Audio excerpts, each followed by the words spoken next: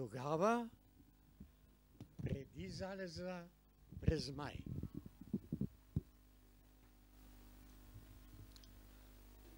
утихва улицата. Необичайното за нея оживление замира. Слънцето е все още високо, но е на запад и лъчите му вече не могат да прехвърлят покривите на малкото по-високи сгради. Сянката пълзи бавно, става прохладно. Настъпилата тишина успокоява Илия, бачо Ели, както съседите го наричат. Той седи на инвалидната си количка пред своя малък дом. Нисък дом, едва над един човешки ръст. Такива са и повечето от къщите на улицата от край до край. Вече разпродадено всичко, за което купувачите след дълги колебания решаваха да платят нещо. Един пристигна на улицата с каруцата си. Беше натоварил стар гардероб. Спря коня пред Илия. Колко за дървения материал? Попита купувачът, натежал върху седалката. Намеси се Яфа, жената на бачо Ели. Яфа, името има значение на хубава. Тя все още е хубавелка, помисли се Илия, като я гледаше как пристъпва към каруцата. Беше най-хубавата измежду момичетата и в компанията. И него си го биваше, не забрави себе си той. Яфа сега да не мисли да омае купувача. 300, каза тя. Много помисли бачо Ели. Дървеният материал беше тяхното легло. 4 талпи, които полагаха върху 2 дървени магаренца, покрити с няколко постелки. Нищо повече. Не успяха едно дете да направят на това легло. Много поиска Яфа, онзи може да се откаже, а те няма с какво да преживеят утре. Неочаквано купувачът се съгласи. Сам натовари талпите и магаренцата, плати 300 и отпраши.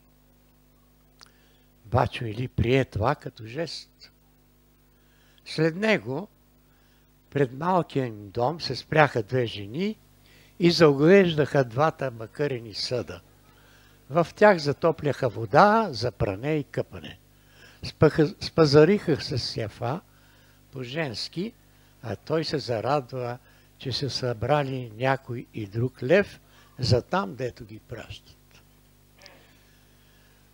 Никой не пожела да купи 3 поучукани тенджери, нито гледжосания глинен съд, и те останаха на тротуара пред дома. В този кюб бачо Ели от години налагаше зеле за трошия и тя ставаше хубава. Останаха и няколко порцеланови чини, наръбени по краищата.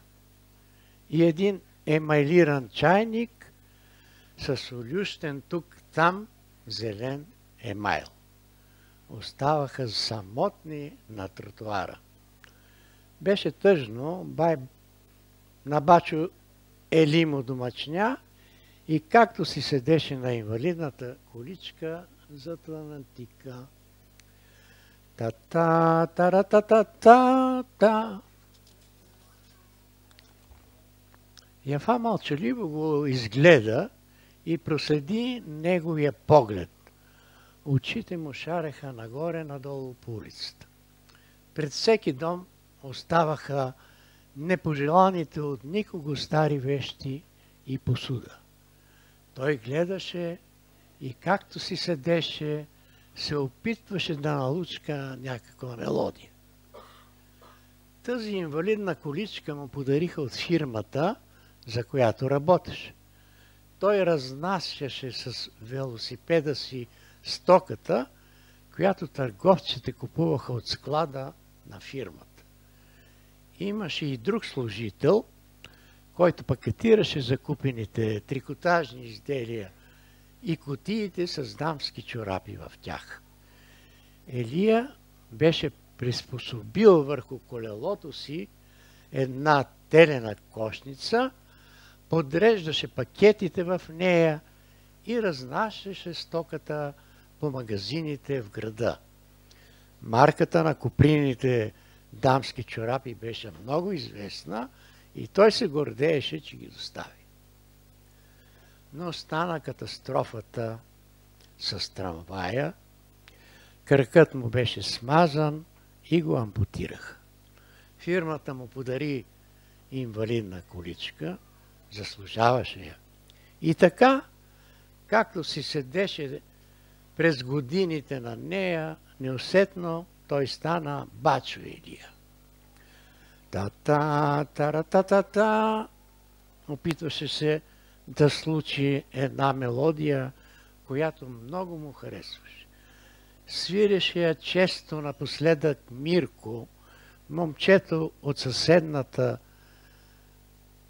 сграда на втория етаж. На цигулка. Чуваше се през отворения им прозорец и много допадаше на инвалида. Един ден той спря момчето.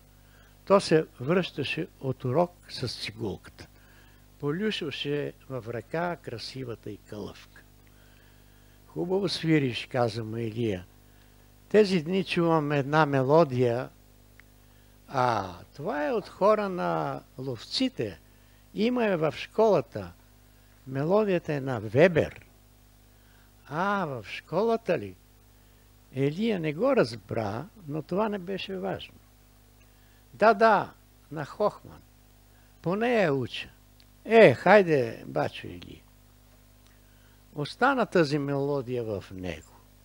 От хора на ловците, от някаква школа, как я каза тогава Мирко? Хор не се чуваше, но Мирко я свирише на цигулката. Та-та-та-та-та-та.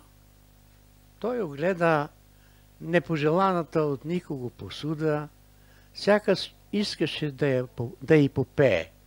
Обърна се да види през отворения прозорец зад него празната стая. Възкликна той. Яфа, забравихме баща ти. В стаята на отсрещната стена беше останал портрета на стареца.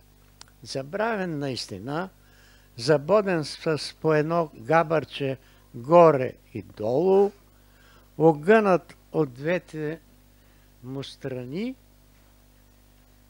но лицето на дядото, почти скрито между двете картонени колонки, хитровато се усмихваше. Подаваше се и искаше да каже нещо. Старецът им заговори. Толкова години мълча на стената, а сега неочаквано се обади. Искаше да ги ободри, разказваше им колко много беди са сполетявали дедите им и как те винаги са устоявали. Не бойте се, и вие ще останете, казваше им той.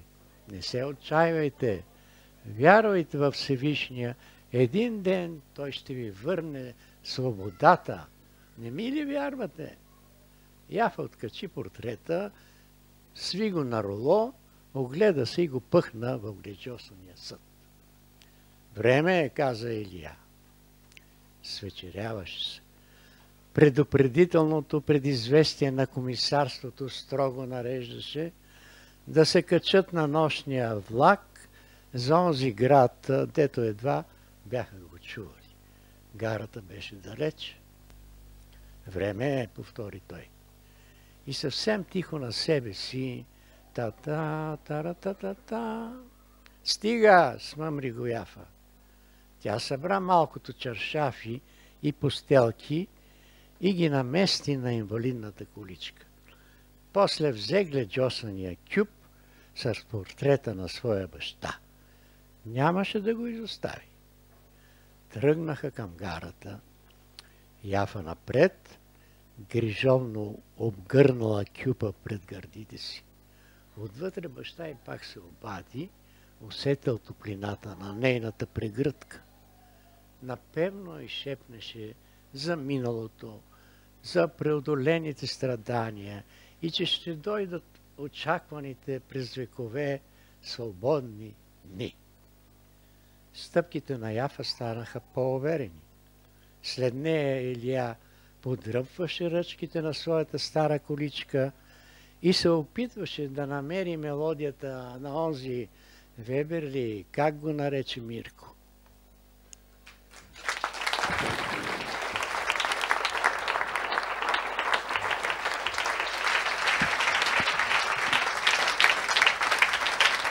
Господин Боров, искате ли да кажете нещо за тези събития или не? Да завършим с това. С това да завършим. Добре. Мисля, че стана ясно, че става дума за май 1943 година, когато в центъра на Юджбунар се превърна на нещо като бит пазар, тъй като жителите по тези улички, Шарпланина, Странджа, Осогово и другите там, жителите бяха изнесли нещо да продадат от покъщната, защото предстоеше задължително за 3 дена да напуснат София и трябваше да получат по некой и друг лев. И Яфа спечели 300 лева. Благодарим на господин Барух.